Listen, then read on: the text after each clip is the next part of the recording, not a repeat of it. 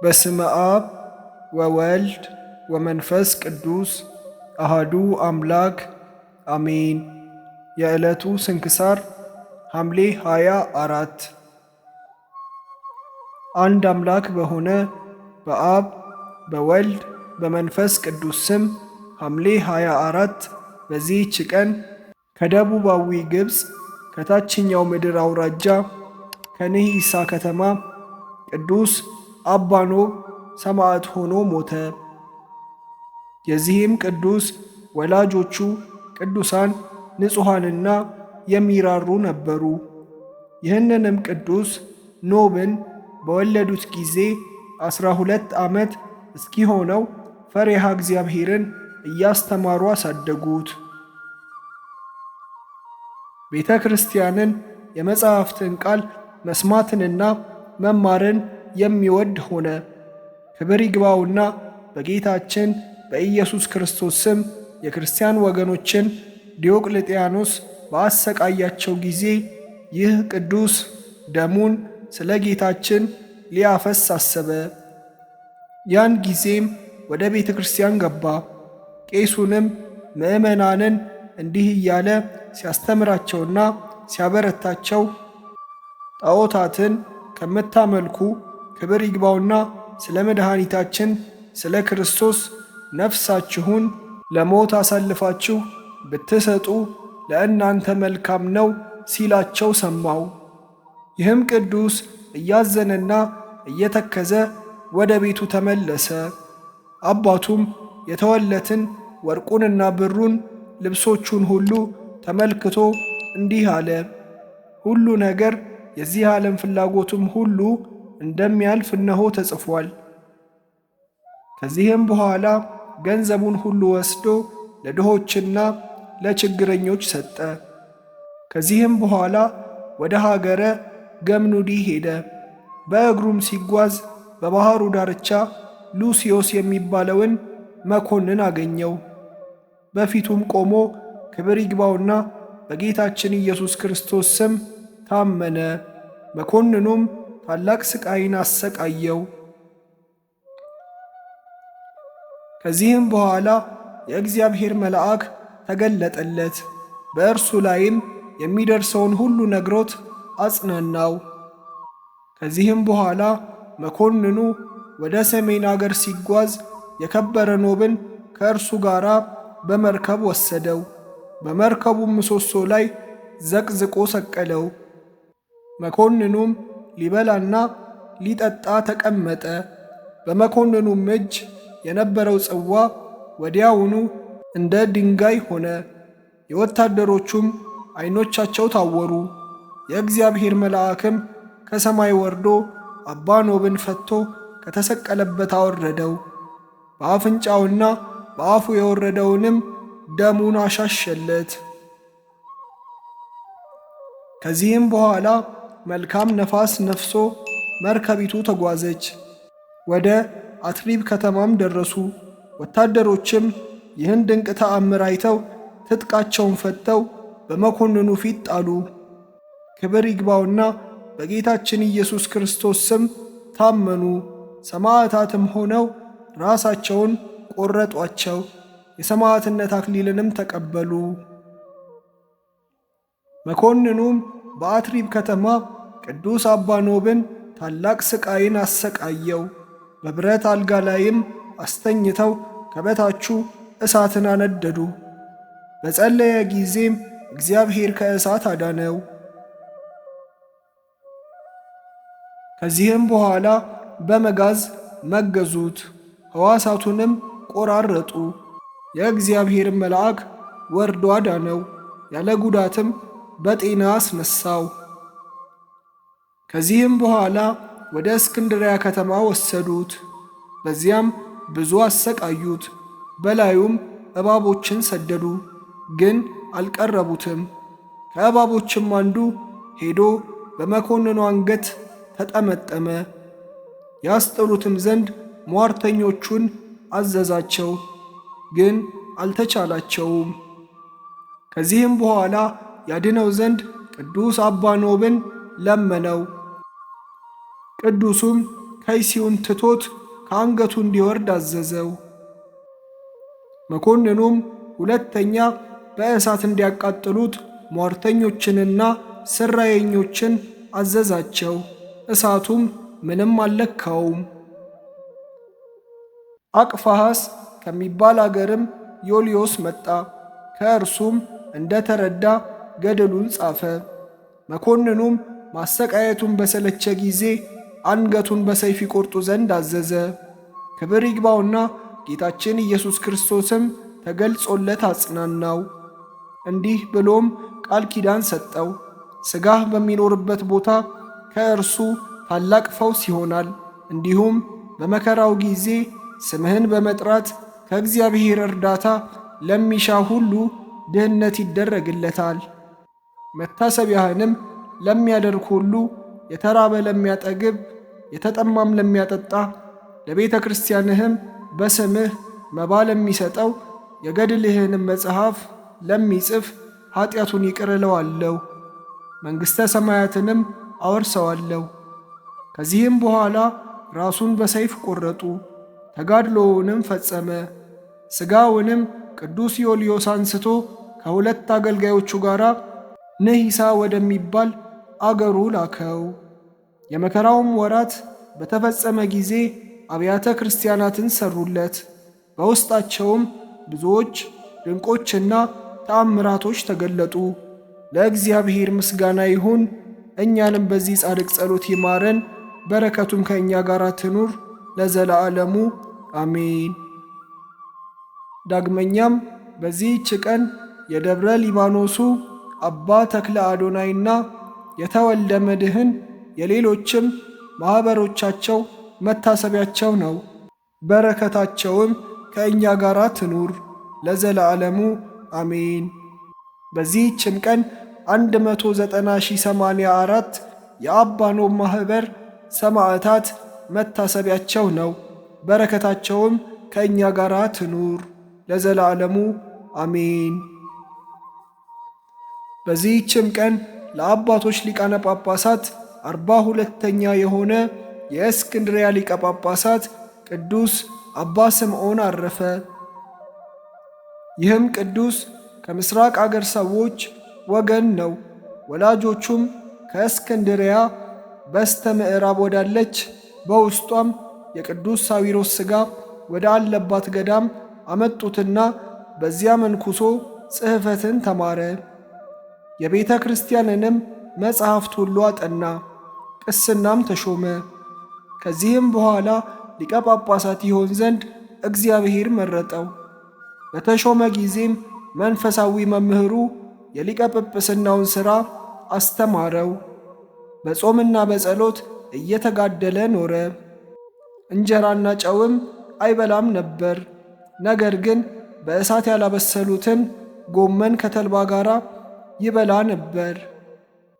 እንዲህም አድርጎ ደማዊት ነፍሱን ለነባቢት ነፍሱ አስገዛ።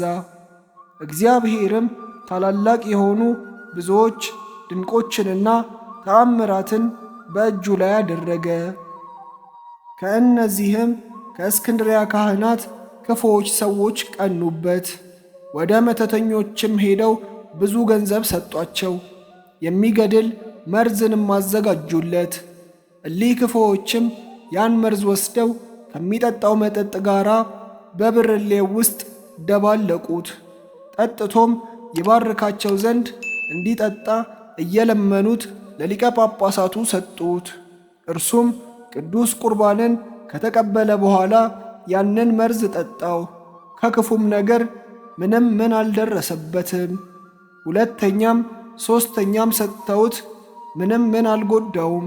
ከመዳኑም የተነሳ አደነቁ። ከዚህም በኋላ ወደ ገበያ ሄደው 2 አዳዲስ በለስን ገዙ። በውስጡም የሚገድል መርዝን አደረጉ። ቅዱስ ቁርባንን ከመቀበሉ በፊት በጾም ሳለ ይሰጡት ዘንድ ተስማሙ። መሰሪያኖች ይህን በለስ ከቁርባን በፊት ቢበላ ሆዱ ይሰነጠቃል ብለዋቸው ነበርና።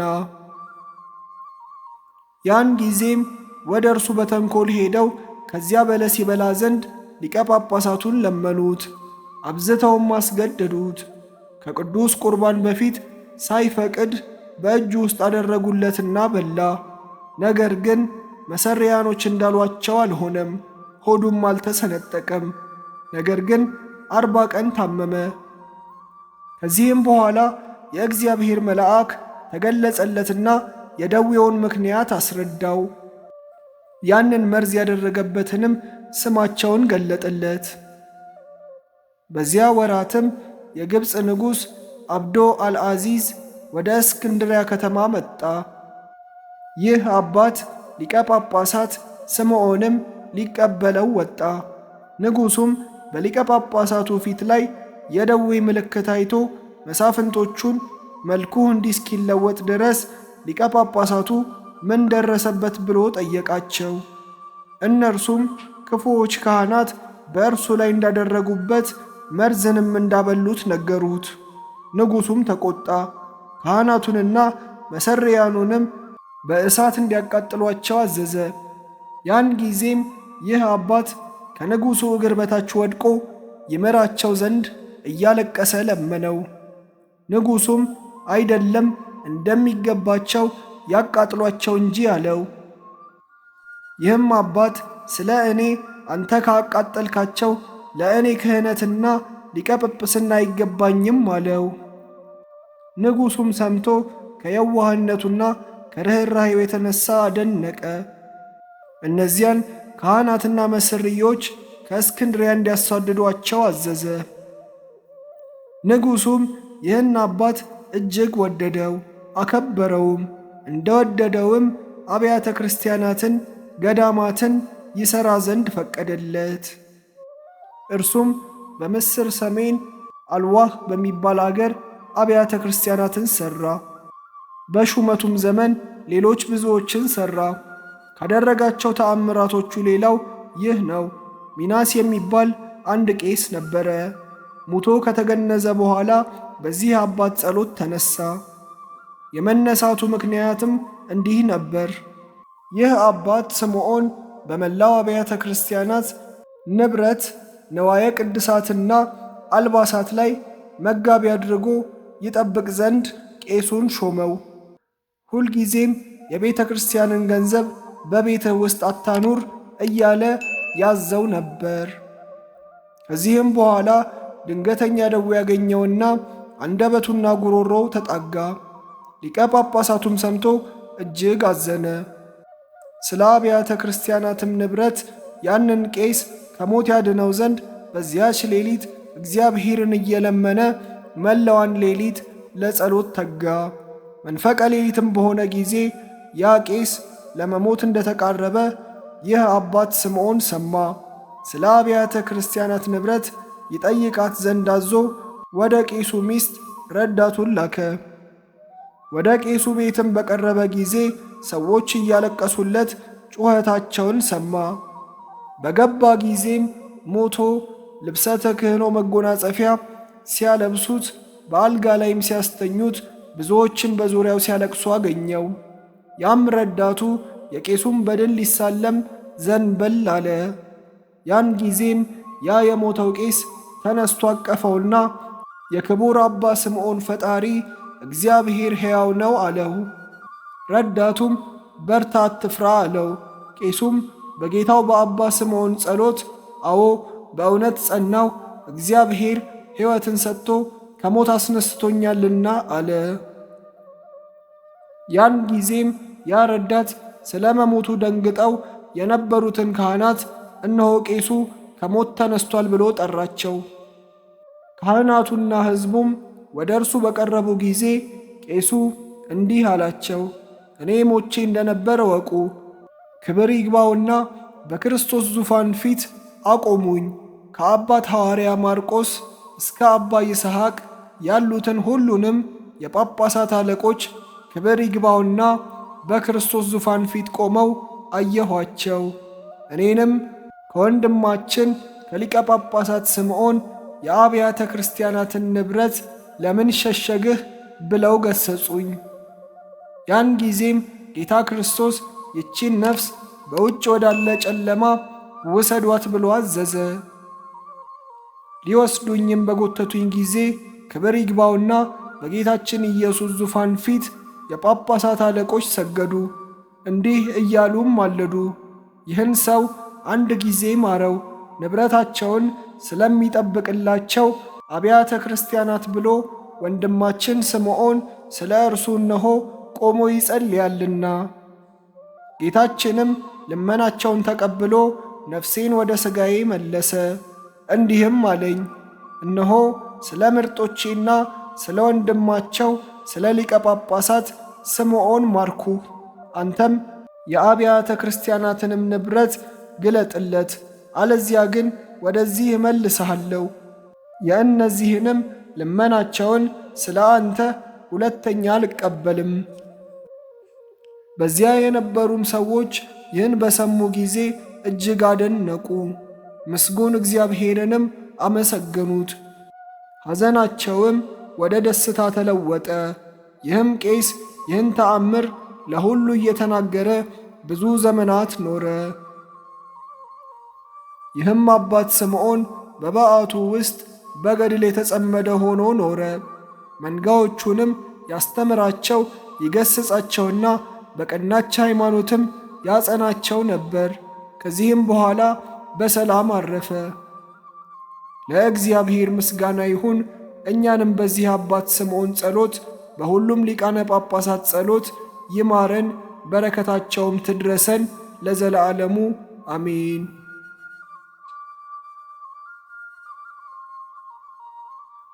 ውድ ቤተሰቦቻችን እስካሁን አብራችሁን ስለነበራችሁ ከልብ እናመሰግናለን።